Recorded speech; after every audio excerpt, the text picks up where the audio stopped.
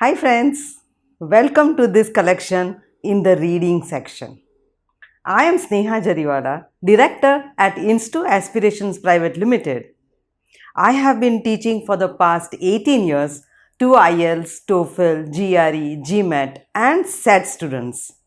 In this video, we will study the introduction to the reading section. The SAT verbal has two parts, reading and writing and language.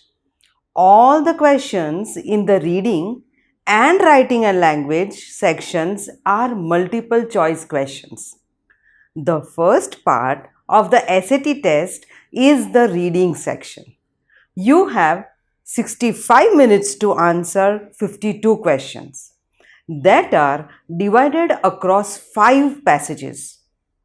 10 to 11 questions per passage. The reading section in SAT is an evidence-based comprehension task where you have to identify, analyze and infer the information provided. You will be asked to understand the purpose and reason behind the author's choice of words and information provided. You will see the following types of passages: US world literature passages or science passages, history and social studies passages. One of the science and history passages will be a dual passage set where instead of one long passage, you have two shorter passages. Moreover, one or two of the science and history passages will have graphs or charts. If we talk about scores, the SAT verbal is scored out of 800 marks. So the range is from 200 to 800 marks. Each question in reading and writing language test is worth 1 mark. These raw scores are then converted into scored scale of 200 to 800 marks. To time the test, you will have a total of 65 minutes to solve 52 questions. You should spend around 12 to 13 minutes per passage. There is no time limit for solving a single passage. You can go back to questions in the 65 minutes time. However, once the reading time is up, you cannot go back to the section. You should note that the purpose of the reading test is very different from your purpose when you read in school. Here, you do not read to learn or memorize the content provided or to discover new information. You simply read to answer the questions. You should not overthink or overanalyze the information. You should just stick to the text to select an answer. Now, I would like to show you a sample paper, and this is your answer sheet. To solve the reading section, you will need strategies that are similar yet different from writing and language section. Broadly, you may apply order of difficulty, process of elimination, pacing and LOTD to solve questions, letter of the day. But the intricacies will be different. I'll explain in detail. Here, based on your order of difficulty, you can decide which passage you want to solve first. You can first start with a science passage. If you find reading about science topics easier than the social studies and literature ones, this will help you to start off and also get you going. For the process of elimination, all the questions in the reading test are multiple choice questions and each question has 4 options. Out of these 4 options, only one option is correct.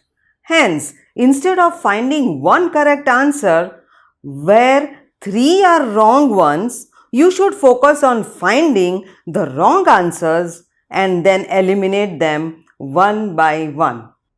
This way, whichever answer choice remains will be your answer, sometimes even if you do not agree with it.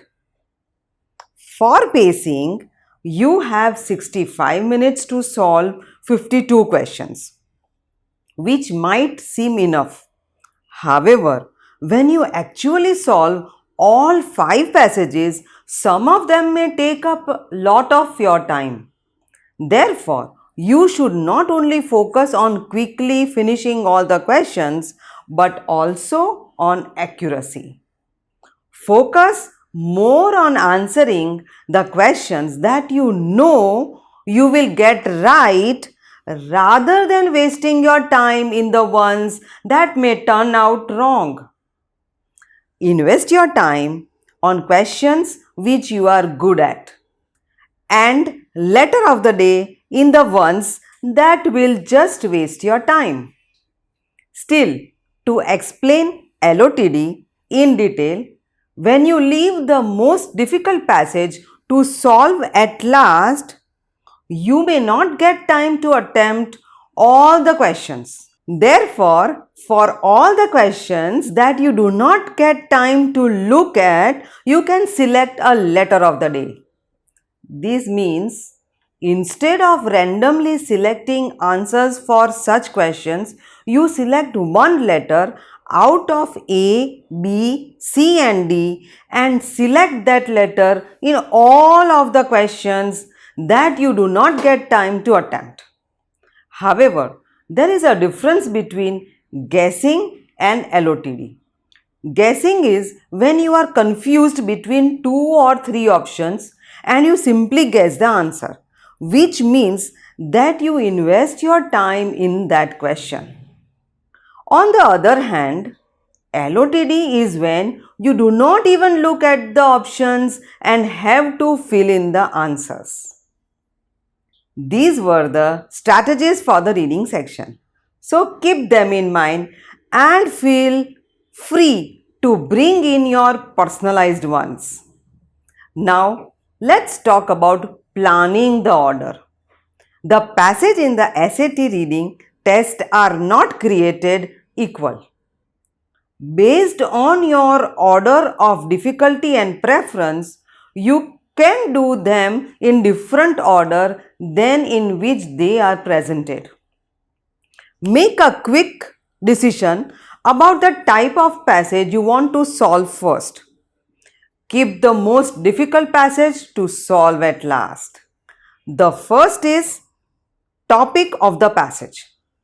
Start with a passage whose topic or subject that you like and find easier to focus on. If you find prose fiction passage easier, you can first start with them and then solve the science ones. The second is type of questions in the passage. You can first solve the passage that has more specific questions than the one that asks questions about the passage in general. Specific line reference questions are easier to find and solve. Now, I would like you to know about a few key elements and how to take care of them. First is line reference. Most of the SAT reading questions provide you with line references which direct you to a specific line or set of lines. These questions are easier to solve as you are already directed towards the specific part of the passage where you will find the answer. Second is chronology. The first few questions in a passage may be general questions that focus on the passage as a whole. However, all the other specific questions are in loose chronological order. Hence, if answer to question 4 is in lines 12 to 13 and question 6 is in lines 46 to 49, then you should find answer to question 5 between line 13 to 46.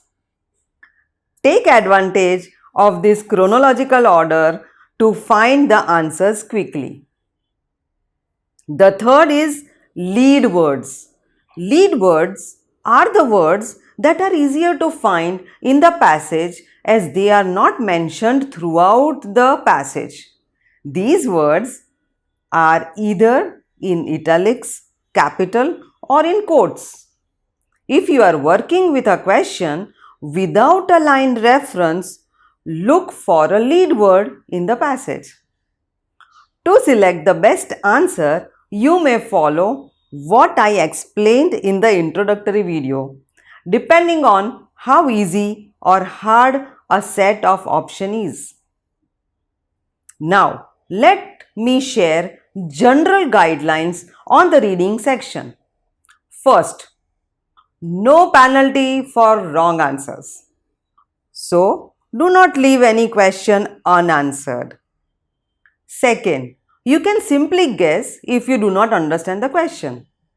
Use a pencil, not just for bubble sheets, but also on the passages and questions. Think on the page, not just in your head.